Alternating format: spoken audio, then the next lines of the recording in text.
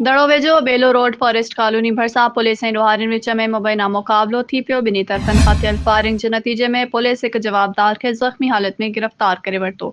गिरफ़्तार थियल जवाबदार जी सुञाणप सिजावल वासी अब्दुल हकीम मनारो तौरु थी आहे, जॾहिं त ॿ जवाबदार फ़रार थी विया।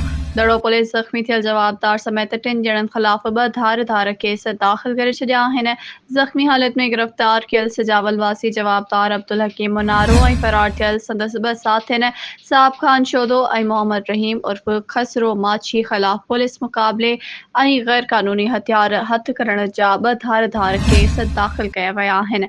उन सिलसिले में दड़ो पुलिस जे SHO अरबाब अल हुसायो नहड़ियो मूजिबि पुलिस मुक़ाबिले में ज़ख़्मी थियल जवाबदार अब्दुल हकीम मनारो खे रूरल हेल्थ सेंटर दड़ो मां तिबी इमदाद ॾियण बाद इलाज लाइ मकली अस्पताल ऐं बाद में वरी वापसि दड़ो थाणे मुंतक़िल कयो वियो आहे। वधीक ख़बरुनि ऐं अपडेट्स जे लाइ असांजे चैनल खे सब्सक्राइब कयो ऐं हा बेल आइकन खे प्रेस करणु न विसारिजो त जीअं असांजी हर नई अचण वारी वीडियो तव्हां ताईं पहुची